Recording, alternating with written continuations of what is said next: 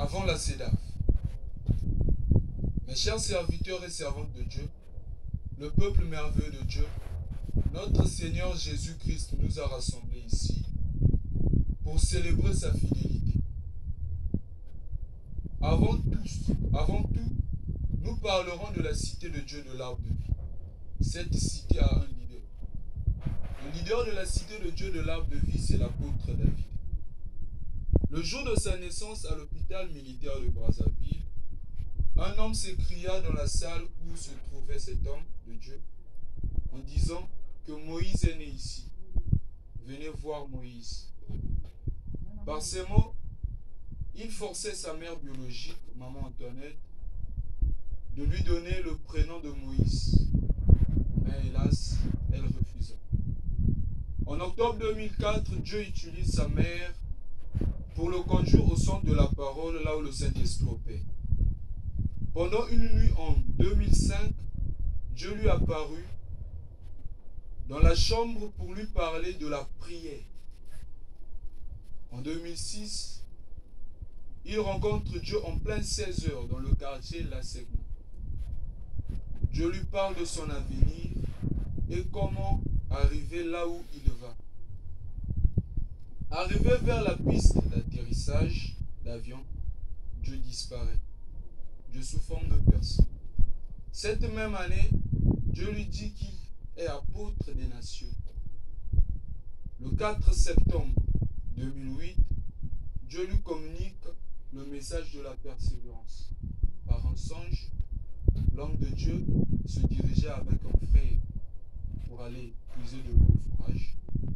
Et à ses côtés, il voyait un petit enfant qui avait l'âge peut-être de 4 ans, autour de 4 ans, qui fortifiait, qui enseignait les grandes personnes en disant que laissez le mal, laissez le péché, changez vos cœurs, car le royaume des cieux approche.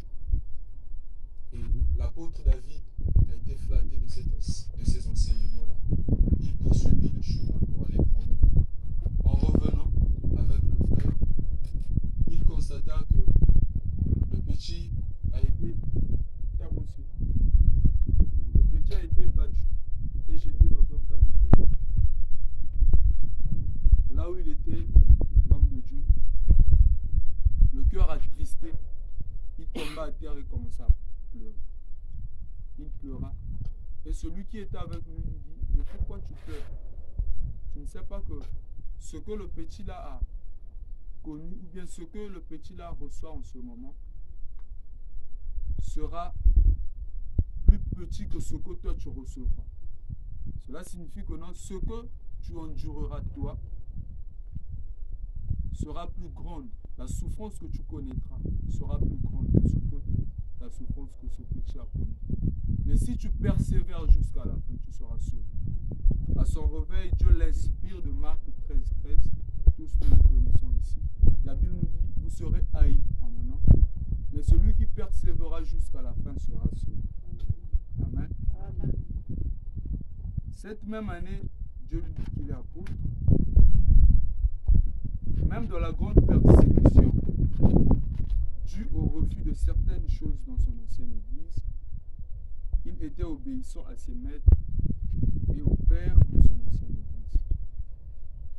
Vers septembre 2016, Dieu le sort de son ancienne église par force. Le 9 septembre 2017 à 16 h, Dieu lui parle clairement du message secondaire qui est le relèvement spirituel. Ce jour-là, l'homme de Dieu se trouvait dans la boutique et il écoute une voix basse lui dire que relèvement spirituel. Et il se lève pour chercher quelle est la personne qui a parlé. Et après quelques minutes, il écoute, il entend une voix audible lui dire il doit y avoir un relèvement spirituel. Et bien après, le Seigneur lui explique que c'était le message secondaire. Le premier message était la persévérance et le second message est le relèvement spirituel. Il doit y avoir un relèvement spirituel. Le 14 septembre 2017, dans une vision, il reçoit une personne géante qui le consacre pasteur. et lui donne le signe de son alliance avec lui, en disant, tout ce qu'il fera sera confirmé par les miracles. Dans le songe, c'était une personne très géante, et l'apôtre ne voyait même pas la tête de la personne. Et la personne avait une bouteille d'huile entre ses mains, et il dit, je dois te consacrer pasteur aujourd'hui. Et l'homme de Dieu a résisté, a voulu résister. Le monsieur a dit, si je ne te consacre pas aujourd'hui, je ne te consacrerai plus jamais. Et directement, l'apôtre David s'est assis. Le monsieur a pris une quantité d'huile par le bouchon et a mis cela dans la bouche de l'apôtre David, en lui disant que maintenant je suis rentré en toi. Tout ce que tu feras sera confirmé par le miracle. Et il a versé l'apôtre l'huile sur la tête. C'était le 14 septembre 2017. Le 17 septembre, Dieu lui donne la grande mission qui est l'accomplissement de la vision de Renard Bonquet. La vision de Renard Bonquet, il avait reçu pendant son passage dans les nuages de notre pays, le Congo, dans les années 90.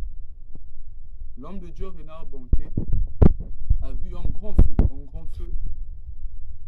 qui brûlait, un grand feu qui s'enflammait au Congo. Et lui, il se disait peut-être que c'était encore une guerre que les Congolais sont en train de vivre. Mais l'Esprit lui dit que non, c'est le feu de la nouvelle génération. Le feu là va partir du Congo et basculer en RDC. De la RDC, ce feu là va basculer, va se propager plutôt dans tout le monde entier. Et c'est ce feu de la nouvelle génération. Ce 17 septembre, Dieu lui dit, ok, va diriger une nouvelle génération. Le 26 septembre 2017, Dieu lui demande de démarrer l'assemblée pour communiquer l'amour de Dieu au peuple par la révélation et la pratique des mystères du royaume. Dieu lui dit, si tu ne le fais pas, beaucoup de gens mourront et leur sang tombera sur ta tête. Il a évangélisé pendant 2 jours. C'est là dans le service d'évangélisation, porte à porte, où il rencontre une femme diaconesse à l'église évangélique du Congo qui souffrait des troubles mentaux pendant 8 ans. C'était le mercredi 27 septembre 2017.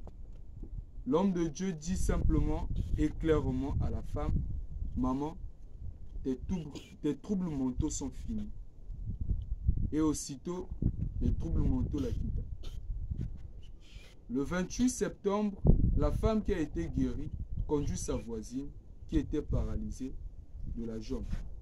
L'homme de Dieu met sur les pieds de cette dernière quelques gouttes d'huile en déclarant le rétablissement de sa santé. À quelques mètres de marche en retournant chez elle, elle a été guérie en chemin.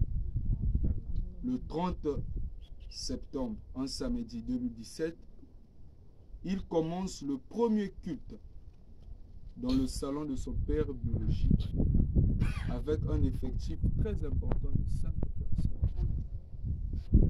Les 2 mamans qui ont été guéries, un frère prédicateur à l'église évangélique du Congo et son père biologique.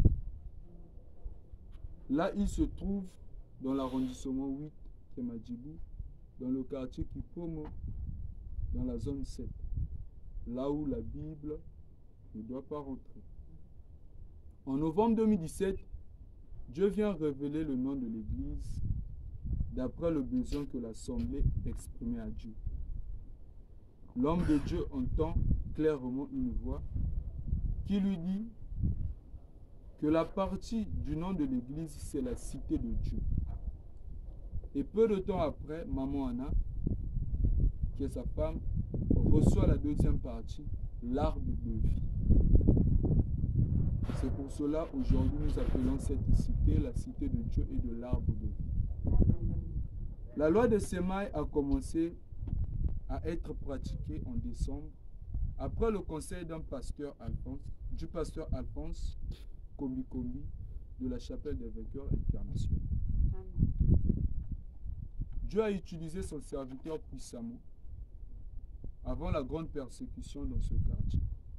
Ceux qui avaient le zona, encore appelé le Mwanza, la paralysie, la maladie de prostate, le diabète, la tuberculose et beaucoup d'autres maladies étaient guéris. Pour cela, il a été traité de magicien. Certaines églises et religions ont prêché contre lui. Les prostituées et les bébés noirs se convertissaient par ses enseignements. Pendant la grande persécution dans ce quartier, l'homme de Dieu a été beaucoup soutenu par le pasteur André du ministère d'évangélisation Jubilé et le pasteur Miracle du Source Ministry Renouveau Charismatique que nous saluons. Il a travaillé dans cette zone pendant 1 année et 6 mois.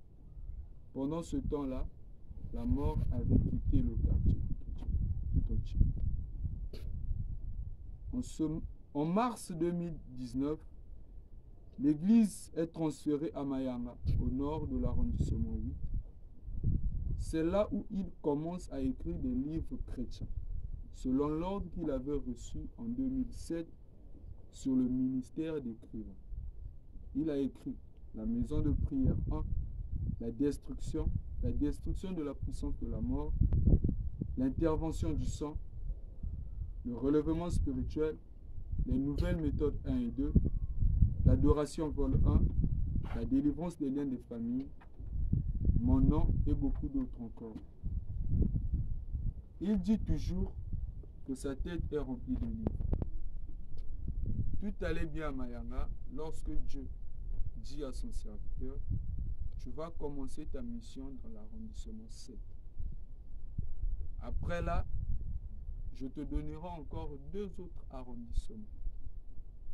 C'est ici que Dieu a envoyé son serviteur dans l'arrondissement 7 pour commencer la mission. Il fait connaissance du pasteur Lucien de la communauté Amour de Christ et le pasteur Kassongo de l'église de Dieu vivant, qui sont de bons conseillers et de bons maîtres. Dans la 6e année du ministère, la CEDAV devient propriétaire d'une parcelle et commence la construction que nous constatons. Il est écrivain, formateur des serviteurs et disciples, un guerrier spirituel, prédicateur, conférencier, enseignant. Il est éducateur et par lui, les prostituées et les bandits se convertissent. Il reçoit plusieurs fois la visite des anges et de Dieu. Aujourd'hui, la cité de Dieu et de l'arbre de vie entre dans la 7e année, qui est l'année de la délivrance. Je vous remercie. Que le Seigneur nous bénisse tous.